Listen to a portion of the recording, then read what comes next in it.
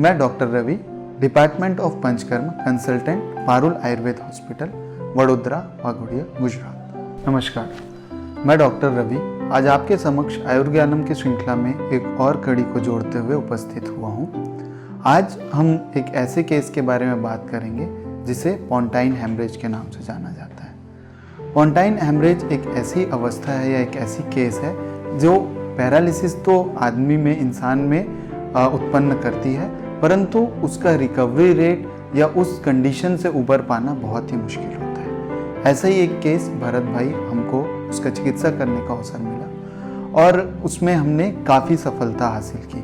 हालांकि वह पेशेंट पूरी तरह से रिकवर नहीं हो पाया, लेकिन उसकी क्वालिटी ऑफ लाइफ वर्स्ट से बेस्ट हो गई। वो अब अपना काम खुद करने लगा है, खड़ा हो सकता है, बातें कर सकता है, हाथ से चीज़ों को पकड़ सकता है और अपना खाना स्वयं खा सकता है। इवन वो वॉकर के सहारे चल सकता है। जब वह व्यक्ति हमारे पास आए तो उनमें यह क्षमता नहीं थी कि वो अपना पैर सीधा कर सकें, अपना हाथ सीधा कर सकें, किसी चीज़ को पकड़ सकें। तो धीरे धीरे उनका जब हमने पंचकर्म चिकित्सा शुरू किया तो उनमें ये इम्प्रूवमेंट हमको दिखने लगी। वो चीज़ों को अब समझने लगे हैं। पहले अगर किसी ने उन्हें कुछ बात कही होती थी तो वो उसे समझ नहीं पाते थे, तथा वो जो कहते थे उसको सामने वाला व्यक्ति नहीं समझ पाता था। धीरे धीरे धीरे धीरे उनके इस कंडीशन में इम्प्रूवमेंट हुआ और आज वह चलने लगे। इसके अलावा पंचकर्म के अलावा क्रियाकल्प की चिकित्सा भी डॉक्टर मंजरी केसकर द्वारा की गई, जिसमें उनकी जो कंप्लेन थी या उनकी जो शिकायत थी वह था उनका नेत्र गोलक या अक्षी गोलक का स्टेबल नहीं होना। तो धीरे धीरे उसमें तर्पण का किया गया क्रियाकल्प में और उसमें भी इम्प्रूवमेंट आने लगा।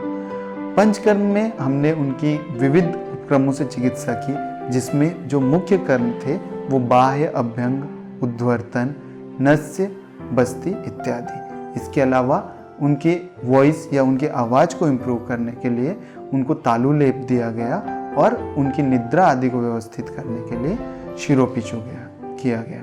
तो आइए हम उस पेशेंट से आपकी बात कराते हैं। अभी के लिए धन्यवाद।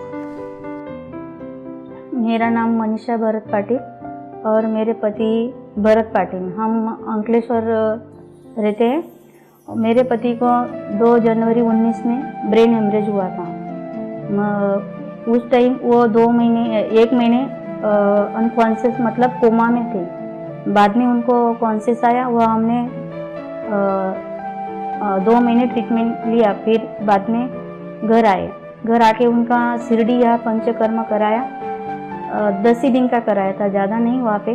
तो वहाँ भी ज़्यादा कोई ये नहीं लगा उन्हें, मतलब ज़्यादा इम्प्रूवमेंट नहीं दिखा। बाद में हमने भरूच में डॉक्टर भाविन उपाध्याय, इनके अंडर एलोपैथी चालू कराई लगभग 1 साल तक। और तभी उनको घर पे भी 2 महीने मैंने फिजियोथेरेपी कराई। फिर भी कोई इतना ज़्यादा ये नहीं दिखा, उसमें इम्प्रूवमेंट नहीं आया।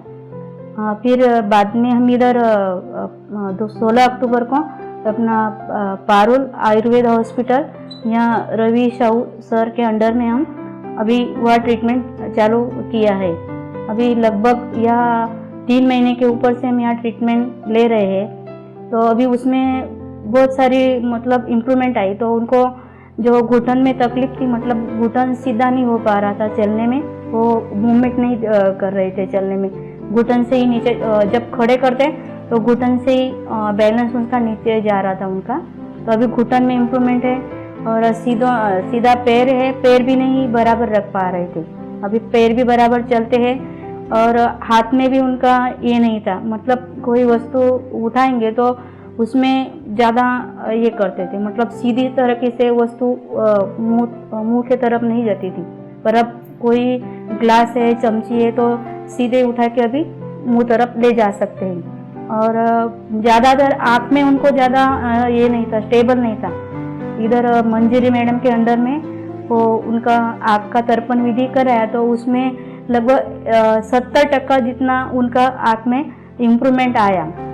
अभी आँख उनकी स्टेबल रहती है और बोलने में भी वो सर ने तालव्य लेप दिया था 2 टाइम लगाने का, अब तक कर रहे हैं उनका वो ट्रीटमेंट। तो उसके भी ज़्यादा इम्प्रूवमेंट आया। मतलब जो बात वो बोल सकते तो इतना क्लियरली नहीं, आवाज़ दब दब के और धीरे धीरे से निकलती, अभी क्लियर बोल सकते हैं जो बातें, मतलब दूसरे सामने से वो उनकी बात समझा सकते हैं, बोल सकते हैं, ऐसा इतना क्लियरली हो गया है।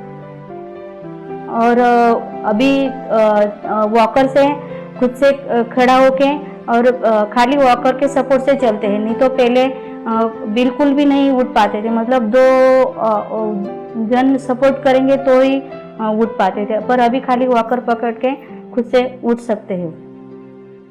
और मुझे यहाँ मतलब सब लोगों ने बहुत अच्छे से ये किया है। मतलब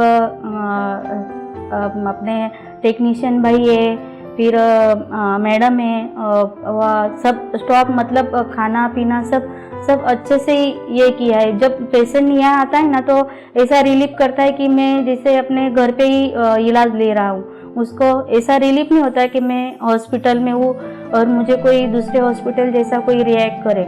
मतलब पेशेंट को सब अच्छे से जो ये करते हैं, उसके मतलब माइंड फ्रेश रखते हैं। इधर मैं या हॉस्पिटल के सब स्टाफ और सब डॉक्टर से धन्यवाद लेना चाहती हूँ, और पारुल आयुर्वेदिक हॉस्पिटल, इनसे भी बहुत मैं आभारी हूँ।